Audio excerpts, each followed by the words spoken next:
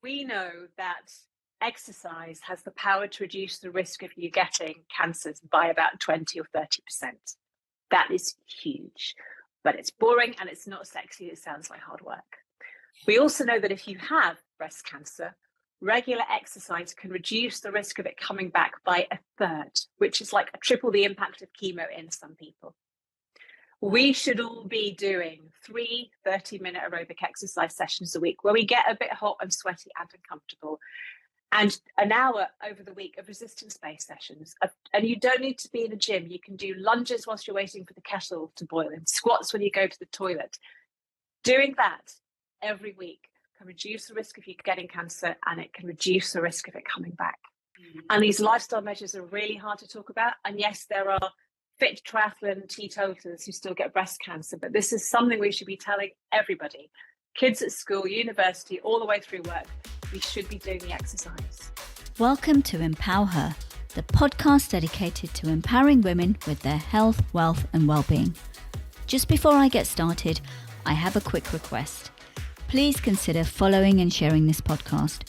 Your support not only amplifies our reach, but also enables me to bring in more remarkable guests and empower more women.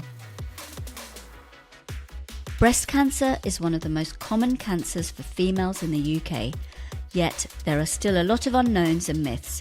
Join me today as I dive into this huge topic of breast cancer with Dr. Liz O'Riordan, who was diagnosed with stage 3 breast cancer whilst working as a consultant breast surgeon in 2015, aged just 40. Her best-selling memoir, Under the Knife, shares her experiences of life as a female surgeon before becoming a patient herself. She's of the top 100 female key opinion leaders in oncology to follow on social media, and she continues to help patients with evidence-based videos to explain and demystify cancer treatment, and talks globally about how to improve cancer care. Get ready for a super insightful discussion. Liz, welcome to the Empower Her podcast. It's great to have you on. Thank you so much for taking the time out to discuss this super important topic of breast cancer. Please, could you share your journey from what you were doing to what you're doing now? That would be fantastic. Thanks so much. Thanks for having me. So I was a consultant breast surgeon. I started working when I was 38, and not even 2 years after being a surgeon, I found a lump in my breast. I never checked my breasts because I never thought I'd get breast cancer. And that lump turned out to be a large stage 3 breast cancer. And suddenly I was having all the treatments that I gave my patients: chemotherapy, mastectomy, reconstruction, radiotherapy, hormone blockers, the full works. I went back to work for about a year, but I had a local recurrence on my chest wall. And that meant more surgery, more treatment. It meant that I couldn't operate anymore because I didn't have the power in my left arm. And then last year, the day before my memoir came out, I noticed a little ulcer on my mastectomy scar, and that was a second local recurrence. So the job I've spent my life training to do to treat breast cancer was the thing that made me lose my job and have to find a whole new way to help other people online. And that's why I write books and I do videos and podcasts, just to try and make it all seem a little bit less scary. Yeah. Thank you. Thanks for sharing that. And it's great that, you are sharing your journey. That's one thing. And also helping other women through their breast cancer journey, or even kind of going through the things that you might be going through, or even figuring out how to how to examine, how to process the information. Yeah. I mean, I know there are there's lots of information out there, and a lot of it could be incorrect, and a lot of it can be, people telling you information, whether they're experienced or not, and it may or may not be true. We always, we don't always know this. So I want to kind of start with the basics of, the correct ways to examine your breasts. And I think from when we last spoke, also your armpits. Often people get it wrong, the way they examine their armpits. And I know when I last spoke to you, I was doing it incorrectly. I had no idea until you told me, no, that's how you do it. Can you kind of go through that? So that's just the basic, and how often women should be doing this, and even from what age? Yeah, sure, I will do. So it's quite a visual thing. And I do have a video on my Instagram and YouTube that you can go and watch, because if you're listening to this, you can't see what I'm doing. Yeah. We should all really start checking our breasts from about the age of 18, 20 onwards every month, just so you get used to what is normal for you. A lot of women stop when they reach their 40s and 50s and have mammograms, but breast cancers can come between scans. I never did. Most women and men listening to this will not check because they think it's never going to happen. But ideally, you check in the middle of your cycle. There's lots of things on social media, feel it on the first, so you remember the first of the month. But if you've got quite lumpy, bumpy breasts in the middle of your menstrual cycle, they're less lumpy, they are easier to feel. And I just put a reminder in my phone saying it's time to check. Ideally, you examine your breasts when you're lying at about 30 degrees, so lying on a couple of pillows in bed, lying back in the bath. It's fine to do it in the shower if you have small breasts that you can't hold a pencil underneath. But if you've got large breasts that droop, when you feel them standing up, you're feeling doubled over breast tissue. You're not feeling the bottom of the breast properly. And that's why lying back at an incline lifts your breast onto the chest wall so you can feel all the breast tissue. Mm-hmm. The second thing a lot of women mistake is that they are feeling their breasts with their fingertips pushing into the breast tissue. And what you can then do is feel lumps that aren't there against the ribs. If you look at the flat of your hand, your palm and your fingers, if you bend them at the first knuckles, you're forming an L shape. What you do is feel the breast with a flat bit of all your fingers, and you are squishing your breast tissue against your rib cage, trying to see if you can feel a lump underneath. And ideally, you feel all your breast tissue, either starting at the top underneath your collarbone and going all the way around in circles, or you can do it like a clock face, moving into the center. You feel all the breast tissue, and check behind the nipple as well. The third thing you need to do is check your armpit, because some women will find enlarged lymph nodes in their armpit, and that's their first sign of breast cancer. And the way to do it is to be relaxed. If your arm is up above your head, the tissue's pulled really tight and you can't feel lymph nodes. They're really high up, kind of level with the hairline. So what I tell women to do by themselves is that they're going to feel their left armpit, just rest their left arm on their right shoulder and let it go really, really, really floppy. And then with your other hand, you can go up inside your armpit. And what you're trying to do is push the fat in your armpit against your rib cage, trying to see if you can feel anything like a boil sweet or a marble that could be an enlarged lymph node. Great. That's quite a lot of information.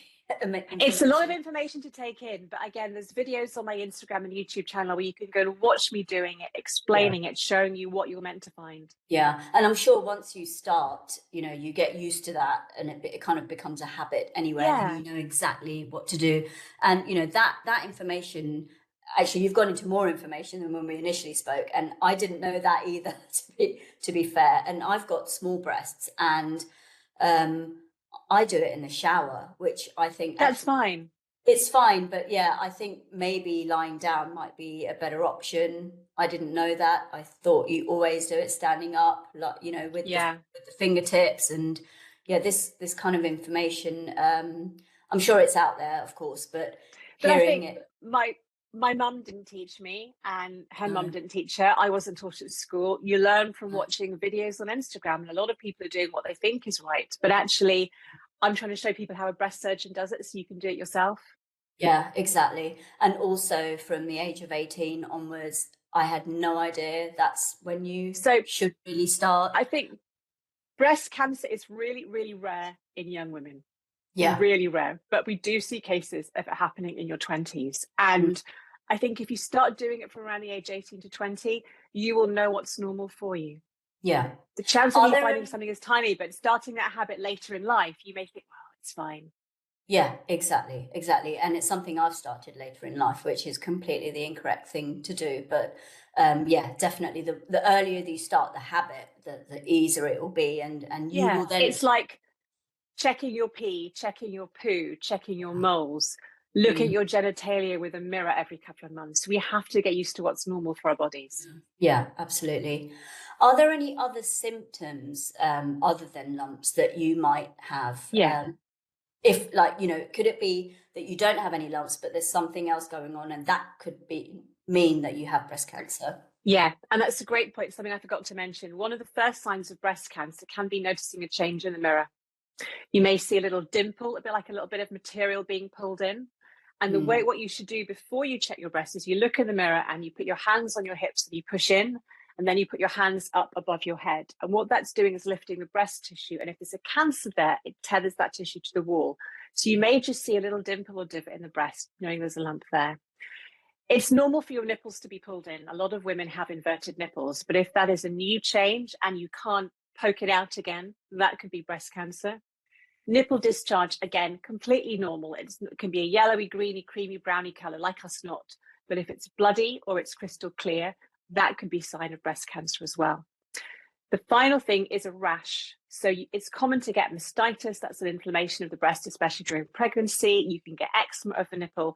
But if you get a big red rash that's not settling down with a week of antibiotics, it could be a rare form of breast cancer called inflammatory breast cancer. And that needs to be checked out. One thing a lot of women worry about is pain, and is pain a symptom of breast cancer? And there are cases of women on the internet who said, I had pain, my doctor ignored me. If your pain is in both breasts, it's almost certainly hormonal. If it's in one breast, it's almost certainly muscular, because the muscles of our back, neck, and shoulders also give sensation to the breast. Mm-hmm. The chance of you having breast cancer, if your only symptom is pain, is absolutely tiny. But if you've had pain for 3 or 4 months and it's not getting better, and you've had a bra fitting, because most of us wear the wrong size bra, you can go to your GP and ask them to examine you. But it's very rarely a symptom by itself. Mm-hmm. Yeah, see, these are the other things that we don't, we just think lumps and bumps and that's it. And we don't think about the other things. And again, this goes back to starting early and making it, understanding your body to know what's not normal for you. Yeah. I want to talk about one of the kind of things to do with misconceptions. There's so much information out there, so many people posting stuff on YouTube, Instagram, whatever it might be. Yeah. And there are a lot of myths and misconceptions out there, some things that might be completely untrue. Can you talk a little bit about that and, how people can view that and think, okay, is that true? Is that not true? I mean, people just take things as it is and assume that people are just telling the truth, or what they're saying is correct and they've got all their facts and evidence. Oh gosh, where do I start? So, for example, I was having my nails done today, and a lovely lady who does them said her daughter was told by a friend at school that a certain food caused cancer. Wow. Okay. Yeah. There is so much misinformation, and it's hard to know who to believe. And just because someone's a doctor like me, it doesn't mean that you trust what I say. I think we all need to be able to use a bit of common sense and do our research. Great websites in the UK to go to is CRUK, Cancer Research UK. They pay people to analyze the evidence, and they have a whole sheet of myth busting. So dairy doesn't cause breast cancer, mobile phones don't cause breast cancer, underwire bras, deodorants, they don't cause cancer. That's a good place to go and fact check. There are a lot of people who believe different things to the medicine I was raised up on, who are making a lot of money selling you supplements and courses and books, and a lot of it is BS. If you hear that something causes cancer, I want you to stop and just do a bit of fact checking. Go and look on independent websites. Go and check, ask your doctor, ask people like me, ask CRUK. And if we're all saying no, it's not true. But the thing is, we're all seduced by the click, and podcasts are becoming really dangerous because you can say something out of context and then suddenly, oh my God, this is proof. People trust experts to tell the truth, but we can have very different opinions. And I think it's just thinking, if underwired bras, say, cause breast cancer, I've done a video on this, then surely we'd be told at school and at universities, and they would be sold an M&S with a warning, this can cause cancer, don't wear it. It doesn't happen. But people, I think we don't know what causes cancer. We cannot say what causes all those mutations to happen. And we don't like living in that fear of uncertainty. I want to know what caused my cancer so I can blame someone. And when you don't have those answers, I think you go looking so you can fix that idea in your head. It's really, really, really hard. And I think don't get your medical information off the internet is what I would say. Yeah. It is hard. And I admit I fall prey to a lot of these things, especially, things like deodorant. That's one thing, the aluminium in deodorant. Oh, so I've just done a video on this. People believe there's 2 reasons. So they believe that deodorants block your sweat glands, which leads to a buildup of toxins. And because the sweat glands are near the breast, you get toxins in the breast that causes breast cancer. That sounds really sensible, but it's BS. Your sweat glands have nothing to do with toxins. They just produce sweat. If they're blocked, it doesn't make any change. You don't store toxins in your breast tissue. Breast cancer doesn't develop because of toxins. It's not true. Then they say with the aluminium and antiperspirants, that gets absorbed. And this all comes down to a study that was done by a woman who noticed there was aluminium in breast cancer cells. Therefore, aluminium causes breast cancer. That's like me saying people who smoke drink coffee, therefore coffee causes lung cancer. There is no proof, but the people who believe there are heavy metals and poisons everywhere, and we should ban all these chemicals and pollutants, are banging on at this to sell you natural deodorants to make money. They are completely safe, but you can see how the Facebook myth will just spiral and spiral and spiral. That's what I mean. It's so difficult to, cancer is a scary thing. It's the fear is in us now with cancer, especially, now it's kind of 1 in 2 get cancer. And just that 1 in 2 is quite scary. That doesn't mean that you, Shreya, have a 1 in 2 chance of getting breast cancer today. The 1 in 2 chance of getting cancer assumes every adult lives until they're 80. Right. And the biggest risk of getting cancer is getting older. See, that's what I wondered, and I always used to ask this question, not to people like you, but to within my family. If cancer used to be 1 in 4 or 5, and now we're down to 1 in 2, why is that? Surely there's a reason. Is it the environment? Is it the food we're eating? Things obviously food we're eating more processed foods. We're probably drinking more alcohol. We're probably more stressed out. We're lots of things in society and in the environment. Is that a contributory factor, or is that just another myth? It's more, part of it is we all have screening programs. So we now screen for breast cancer and bowel cancer and prostate cancer. So we're going to pick up more cancers at an earlier stage. So we are finding more cancers at an earlier stage to treat. So that's half the reason why the numbers have grown up. People are also living longer. We are taking gallbladders out on 90-year-olds. So because cancer is more common the older you are, the more old people there are in the world, the more you're going to see more cancers. Your environment is very, very, very little to do with it. We do know, however, that obesity can increase the risk of 13 cancers. Alcohol increases the risk of 7 or 8. Lack of exercise and eating an unhealthy diet do increase your risk by about 20%, which is a small effect when you're young, but over a lifetime, those odds build up. So I guess, the basics of what, people really tell you, health, fitness, good nutrition, that's it's boring. And it's not sexy, but it's common sense. A lot of us, we don't exercise like we used to. We, every house has got like 5 computers. We're all on our phones. We're not out exercising. It is expensive to buy fresh food and cook it yourself. It's really easy to go and pick up a meal. When you've got kids, you're working, it's really, really hard to do that. We are an obese population, and our social life revolves around alcohol for a lot of us. And they are proven carcinogens.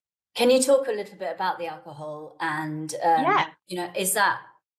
is there a correlation between alcohol and cancer in general, or even breast cancer? Alcohol has been directly linked to cause 7 or 8 cancers. Breast cancer is one of them directly. We know that if you take people who drink more alcohol, they are far more likely to get cancer than people who never drink. And that risk goes up the more you drink. So for breast cancer, I think the risk goes up by 10% for every extra 2 units you have.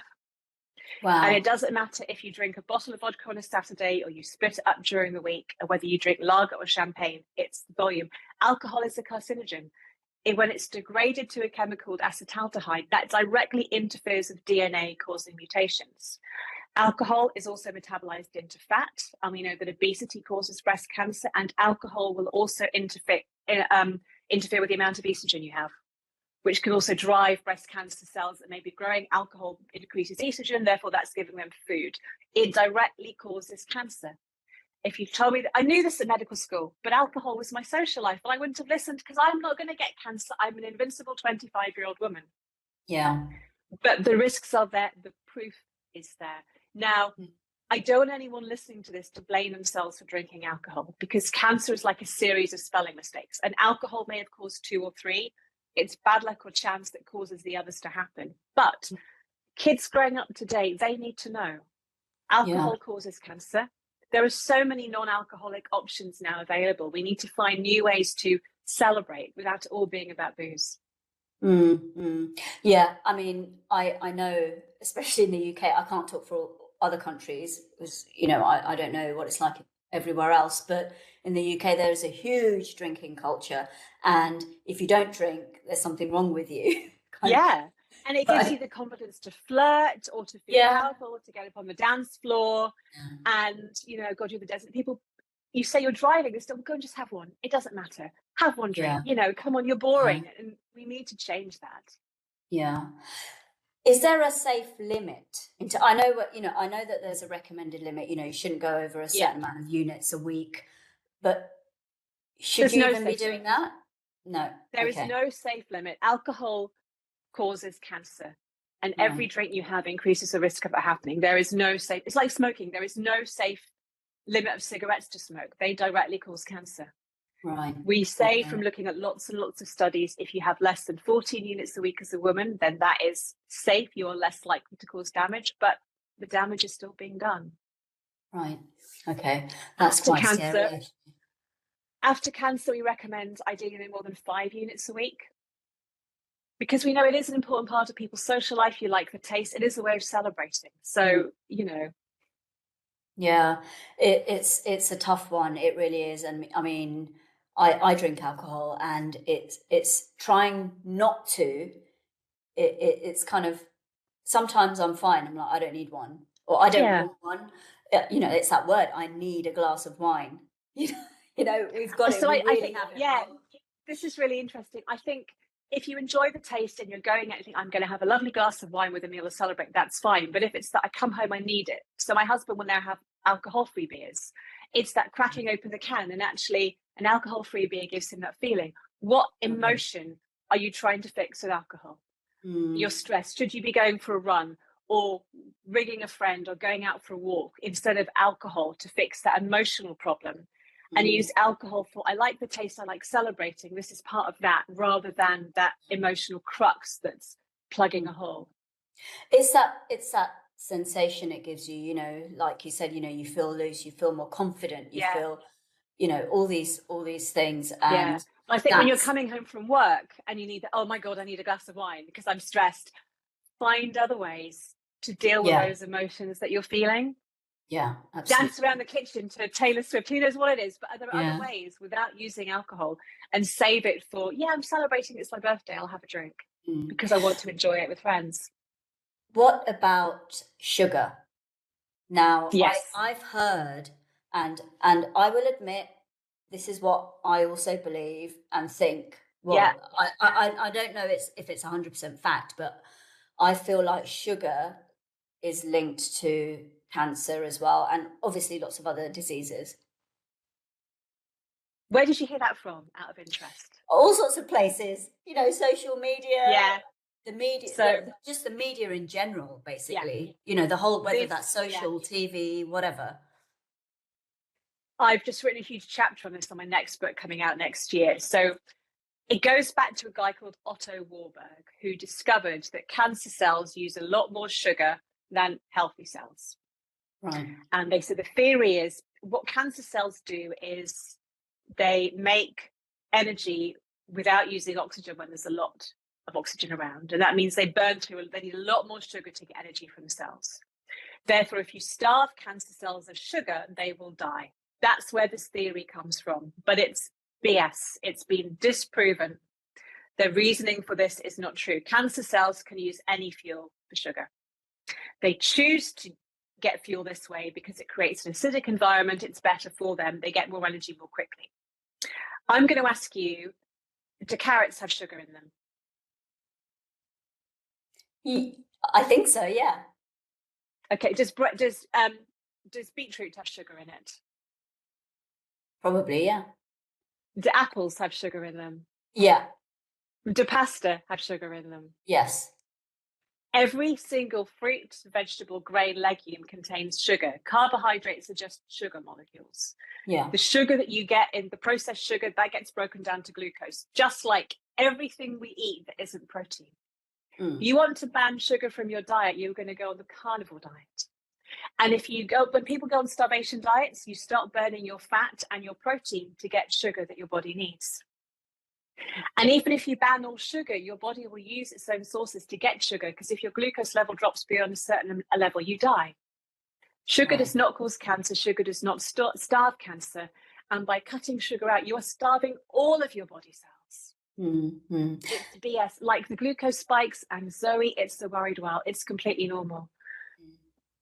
What about, so, I mean, they're kind of, I would think like natural sugars, found in, food. Yeah. But what about the sugar like that we use to sweeten our Donuts tea, and cakes. or Yeah. the chocolates and cakes and I would the say, processed sugar, I guess. yes, it's all still sugar. Ideally, we should cut down on the amount of processed foods we eat, because they're not great for us. They're excess calories, and it's the excess calories that then cause obesity, which then causes cancer. But if you are eating a healthy plant-based diet most of the time, half of your diet should be fun. But yeah, I'm going to have a chocolate bar because I've just submitted my dissertation. I'm going to have a chocolate milkshake. That's fine. Yeah. As part of a modern, healthy, balanced diet, because it's fun. Again, it's hard just to live off boring stuff all the while, Yeah. It's when you are eating donuts for breakfast, lunch, and tea, you are living a really unhealthy diet. And the risk is that causes obesity, which then causes cancer. But as part of a treat, it's absolutely fine. Mm-hmm. I feel like now, when I was growing up, things were a lot different in terms of the food and my diet, in terms of, I know we hardly had any processed food, and it was a lot more healthier. And now I see my children, and I see children, on the street, or, going into the shops, getting, what's that drink? Red Bull, and lots of sweets and chocolates, and their diet is fueled by this. And I wonder if there are going to be serious repercussions of this when they're older. I mean, I try and warn my kids, but a lot of the time they're like, they won't listen to you. Fine, that's fine, but I want that and whatever. But I don't know. I feel like there's going to be a serious problem in the next 10 years or so.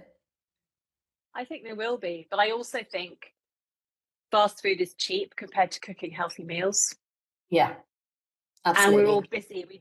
You think, God, I can't be bothered to go make a tuna salad for lunch. It actually takes minutes, but in my head, it takes half an hour. So I'll just go to the co-op and get a ready meal. And I think it's the basic home ec and explaining, this is what a healthy diet looks like. This is what you should be eating. These are ways to get those sugar hits, to get those snacks. And I do worry what will be like in the future, as you said. Yeah, I guess it's a collective thing that everyone needs to do, society needs to do. It's not just about, if I haven't got the time or the money to buy the healthy stuff, because, even nuts, they cost so much. They're so expensive. When I buy a pack of nuts, I'm like, really? I mean, it's I crazy. know.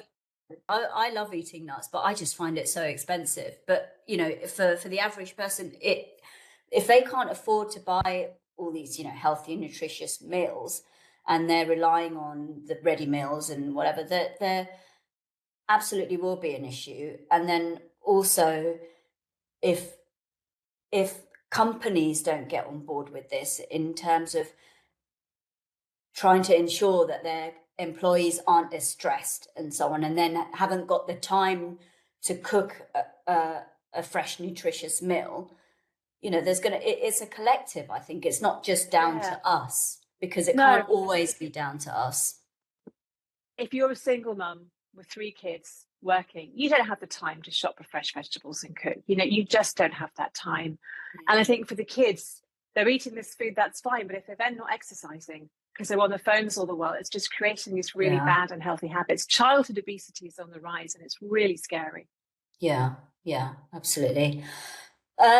So I guess with, the topic is breast cancer. Are there any other kind of things that you can advise women? I know we talked about examining your breasts and nutrition, food. Is there anything else that you would advise women? Breast cancer. And I don't know if you can kind of talk a little bit about cancer in general. Yeah, so we know that exercise has the power to reduce the risk of you getting cancers by about 20 or 30%. That is huge, but it's boring and it's not sexy. It sounds like hard work. We also know that if you have breast cancer, regular exercise can reduce the risk of it coming back by a third, which is like triple the impact of chemo in some people. We should all be doing 3 30-minute aerobic exercise sessions a week where we get a bit hot and sweaty and uncomfortable, and an hour over the week of resistance-based sessions. And you don't need to be in a gym. You can do lunges whilst you're waiting for the kettle to boil and squats when you go to the toilet. Doing that every week can reduce the risk of you getting cancer, and it can reduce the risk of it coming back. And you're in control of it. It's something positive you can do. And if you are eating junk food, then the exercise will help reduce the weight gain, because obesity can lead to increase the risk of breast cancer. And these lifestyle measures are really hard to talk about. And yes, there are fit triathlon teetotalers who still get breast cancer, but this is something we should be telling everybody. Kids at school, university, all the way through work, we should be doing the exercise, because most women with breast cancer die of heart disease, not breast cancer. And we know that eating well and exercising well can reduce the risk of that happening. Yeah. I think I'll say I read somewhere, but I think someone told me that heart disease is the biggest killer for women. That's actually the biggest one. We kind of assume, I think people assume it's breast cancer, but it's actually not, it's heart disease. So yeah, and all these things that you've mentioned will contribute to, a reduced risk of getting breast cancer, heart disease, and it's a collective, I suppose. It is. It's lots of little lifestyle measures that you can control. Yeah. One final thing I want to ask you is the menopause. Okay, so if you're going through perimenopause and you've had the menopause, are your risks higher as a result? So I am not an expert in the menopause. I know a lot about the menopause and breast cancer, but I've looked at the studies, and a lot of the studies are done on HRT that we don't give anymore. I think they say, and I will need to double check this, if you take HRT for more than 10 years, then your risk of breast cancer does go up slightly. Okay. But it's not as much as your risk is going up anyway, because you are getting older, because the biggest risk factor is getting older. So I think 10 years or so is fine. I don't think women should be on HRT until they're 80 or 90. And HRT should not be given to stop you getting dementia or heart disease. There's a lot of scaremongering out there that HRT can cure every symptom known to women, and it'll stop you getting heart disease and dementia. It is not licensed for that. And again, when women are going through the menopause, they often have a lot of life stresses going on. Kids leaving home, empty nest, people retiring, changing jobs. A lot of it's just the simple stress of our daily lives. And again, exercising well and sleeping well and cutting back on alcohol have all been shown to help with the symptoms of the menopause as well. So it's just building these habits. But it's the same with the pill.